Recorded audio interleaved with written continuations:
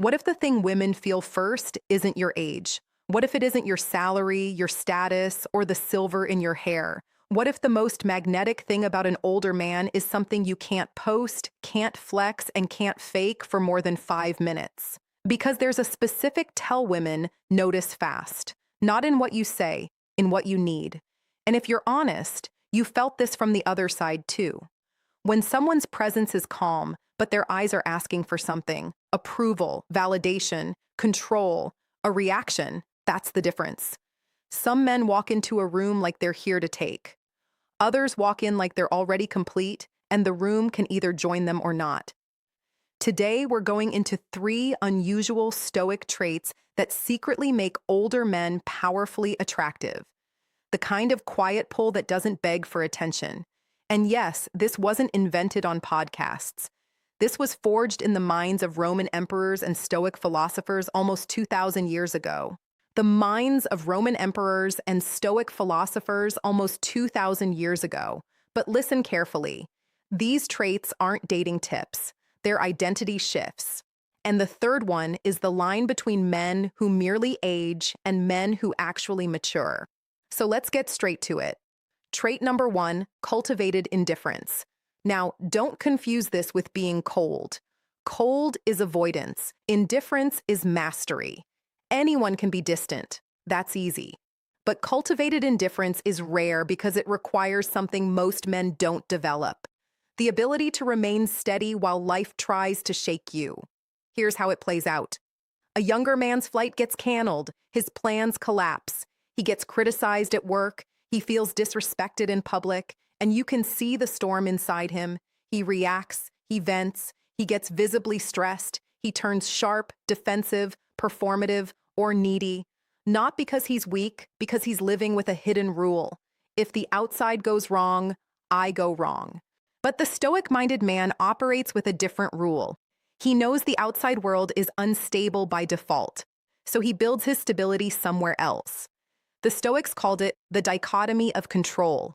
Focus only on what you can control. Your actions, your thoughts, your character, everything else is external. And when you truly internalize that, something changes in your presence. You become a harbor, not a man who doesn't feel, a man who doesn't leak. And women feel that immediately, even if they can't explain it. Because here's the psychological truth. Anxiety is contagious. Composure is contagious too. In a world overflowing with drama and nervous systems on fire, a man who stays calm becomes an anchor. Not because he's trying to be impressive, because he doesn't outsource his peace. The Stoics called this apatheia, not apathy, not numbness, freedom from emotional disturbance. And that's the first open loop you need to hold. Most men think attraction is about intensity, but sometimes the most addictive thing is a man who doesn't spike your nervous system. A man who doesn't create chaos just to feel alive. That's why cultivated indifference is magnetic. He's the rock, not the leaf in the wind. Now here's the twist, because if you stop here, you'll misunderstand the whole trait. Cultivated indifference isn't just about staying calm when life hits you. It's about what happens when people try to move you, when someone tests you, when a woman pulls back, when the room doesn't validate you. Does your mood follow them or lead itself? That's where the attraction really lives. And it brings us into the second trait, the one that instantly separates men who talk to be seen from men who speak because it matters. Trait number 2, the power of deliberate silence. Listen carefully. Younger men often feel the need to fill every silence, not because they're stupid, because they're trying to manage an invisible fear. If I stop, so they talk to impress. Talking, I stop mattering, so they talk to impress. They talk to prove worth. They talk to show how much they know. And the tragedy is most of them don't even realize they're auditioning. But the Stoic-minded older man understands something that changes everything. True power doesn't shout, it listens. He isn't silent because he has nothing to say. He's silent because he's observing, understanding, and processing. And when he does speak, his words have weight. Not dramatic weight, not mysterious alpha weight. Real weight, because they're chosen with purpose, not thrown around carelessly. An ancient Stoic teaching suggests that a person's speech reflects the state of their inner character. And you can feel this in people. Some men speak like they're trying to cover a wound. Other men speak like they're revealing a decision. A man comfortable in silence shows his inner world is calm, measured, deep. He isn't seeking validation by dominating the conversation. His validation comes from within. And here's why this is so attractive psychologically. Deliberate silence makes people lean in because the human brain is trained to chase what isn't spilled out freely. When you don't over-explain yourself, you communicate self-rust. When you don't rush to fill space, you communicate self-control. And self-control is one of the most persuasive signals of safety. But I'm not going to give you the full conclusion yet because there's a darker layer here. Silence isn't just attractive because it's calm. It's attractive because it filters out the men who are desperate to be perceived. And that brings us to the third trait, the one that truly separates men from boys. Because the ultimate magnetism isn't perfection. It's what you do with the parts of your life that didn't go the way you planned. If this hit a nerve, don't brush it off. That's data. Say it out loud. There's a version of you that thinks your past is a liability. The moment you realized you weren't in control the way you thought you were. And if you're like most men, especially men who've learned to survive by staying composed, your instinct is to keep those chapters sealed. Not because you're ashamed, because you learned a dangerous rule early. If they see where I bled, they'll know where to aim. So you clean it up. You talk about the highlights, you keep it polished, and then you wonder why even when you look stable, people don't fully relax around you. Here's the uncomfortable truth. A man who hides his scars doesn't come across as strong. He comes across as managed. And managed men always feel like they're one bad moment away from cracking. That's why trait number 3 is the one that truly separates the men from the boys. Trait number 3, embracing scars. This is the game changer because every man has scars, failures in business, heartbreaking relationships, moments of deep loss, times you disappointed yourself, times you had to rebuild from zero, emotionally, financially, spiritually. Society tells men to hide these things, to move on, to man up, to act like pain is a private glitch you should fix quietly and never mention again. But the truly attractive older man does the opposite. He doesn't advertise his scars like a badge. He doesn't perform vulnerability for attention. He simply isn't afraid of what happened to him. And that's a different kind of power because a scar isn't proof you were damaged. It's proof you were hit and you didn't disappear. Now, this is where most men misread what women are drawn to. They think women want perfection. No, women want emotional consequence handled well. They want to feel that if life gets real, if things get messy, unpredictable, painful, you won't turn cold. You won't spiral. You won't become someone they have to manage. So, when an older man can acknowledge his past without bitterness, without shame, without dramatizing it, his entire presence changes. He stops feeling like a fragile statue that can't be touched. He feels like a human being who has been tested and passed. Stoicism has a name for this, a morati, a love of one's fate, not tolerating your past, not accepting it through clenched teeth, loving it because it made you. That doesn't mean celebrating pain. It means refusing to be at war with reality. And the moment you stop being at war with your own history, you stop giving off the energy of a man trying to outrun himself. That's what people feel. A man who embraces his scars doesn't need to prove anything because he already survived his own judgment. And here's the second perspective shift, the one most men don't expect. A lot of men believe strength is never being hurt. But strength is being hurt and not becoming dangerous because of it. Not becoming resentful, not becoming entitled, not becoming reactive, not becoming manipulative. A scar held with maturity becomes empathy. A scar held with denial becomes bitterness. And bitterness has a smell. People may not say it, but they step back because bitterness turns connection into a courtroom. Every woman becomes a symbol. Every conversation becomes a test. Every flirt becomes a power struggle. That's not attraction. That's unresolved pain trying to get paid back. The Stoic man refuses that. He turns the past into fuel, not poison.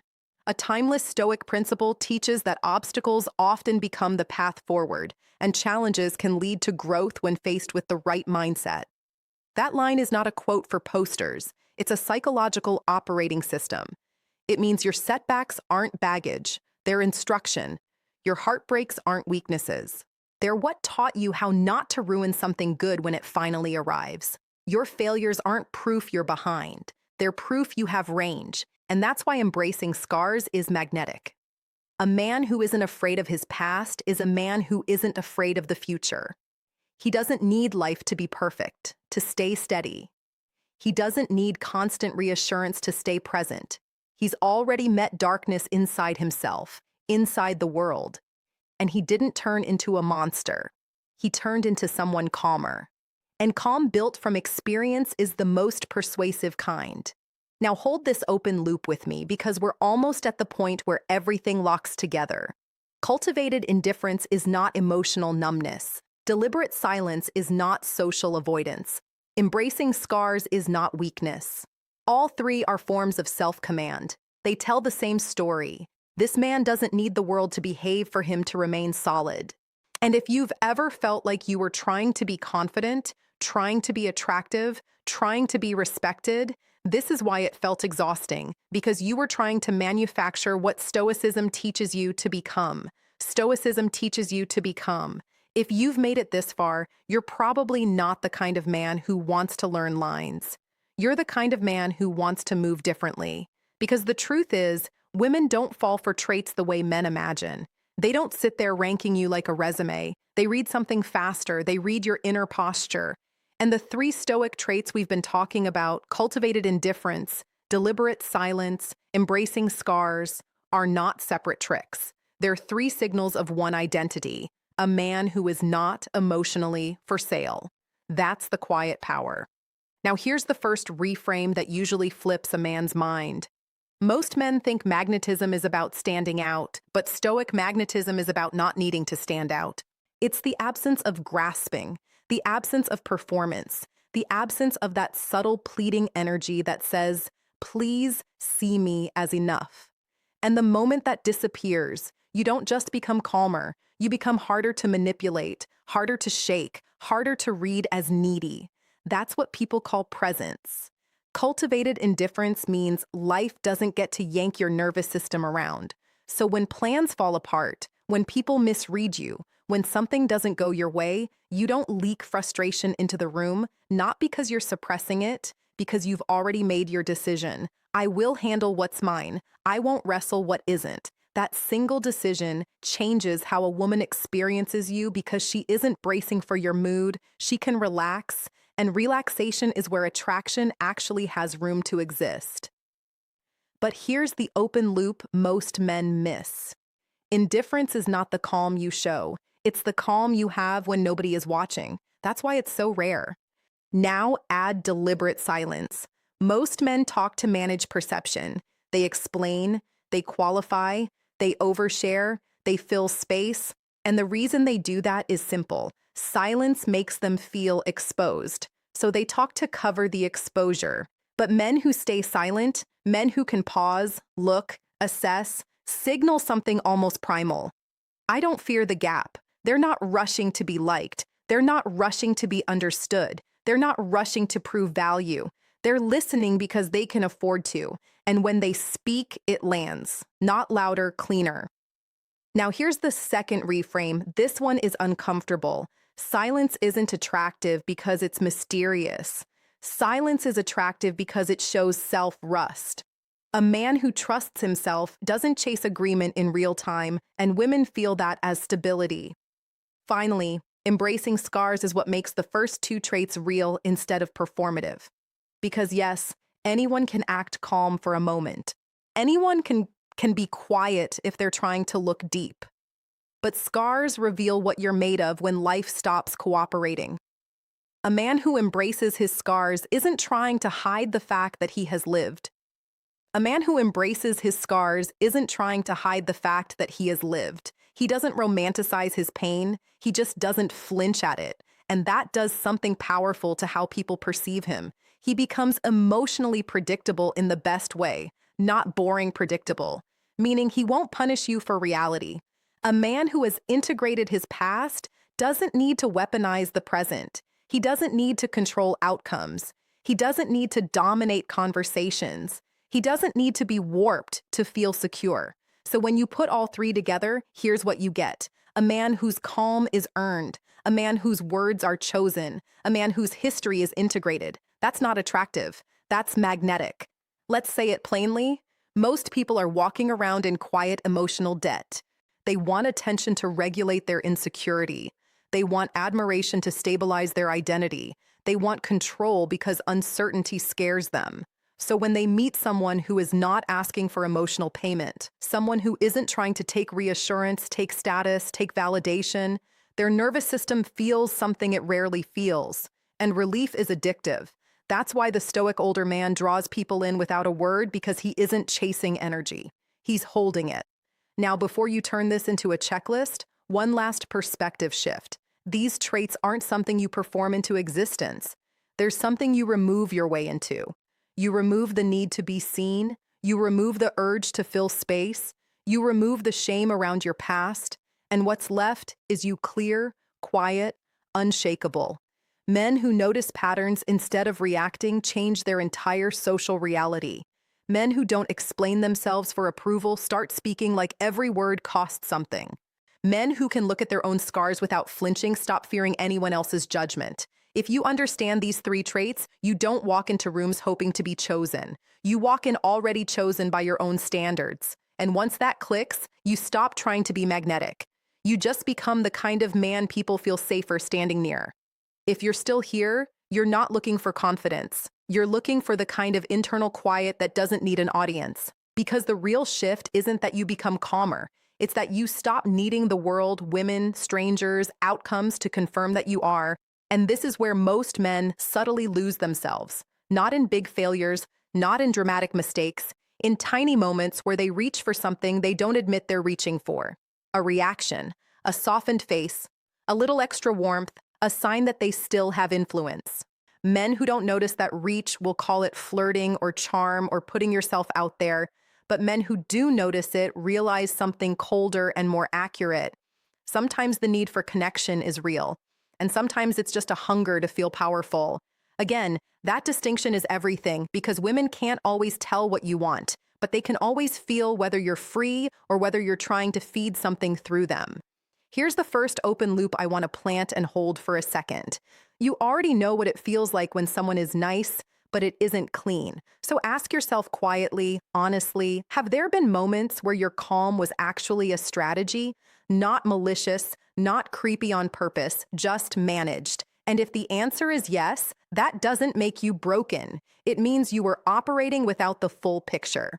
Now let's lock the picture into place. Cultivated indifference, deliberate silence, embracing scars.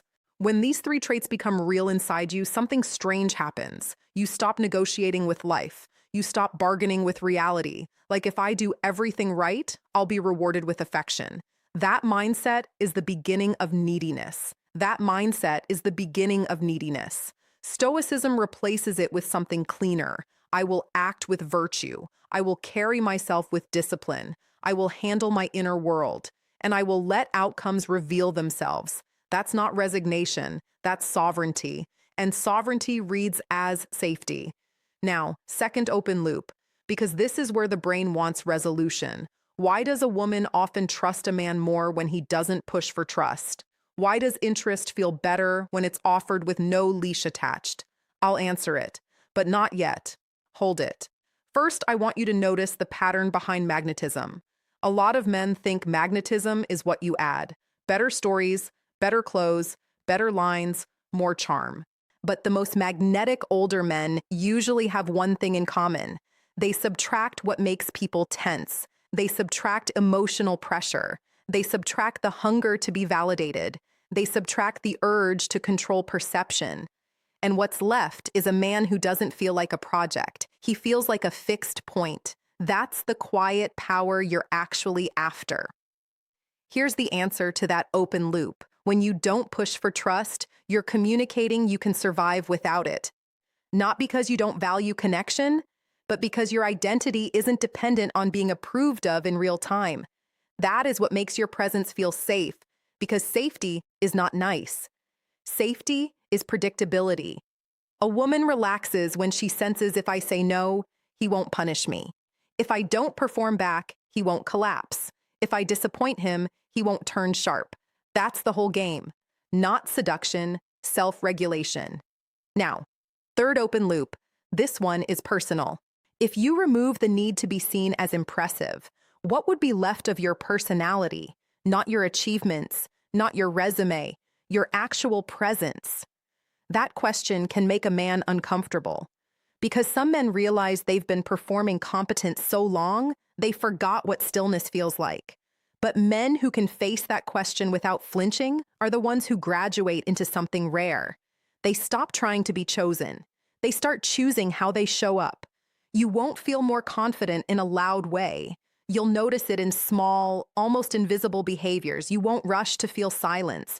You won't over-explain your intentions. You won't chase a reaction to calm yourself down. You won't treat a woman's warmth as a scoreboard. And when life presses you, because it will, you'll still feel the surge, but you won't obey it. That's stoicism, not philosophy as decoration. Philosophy as nervous system command. Men who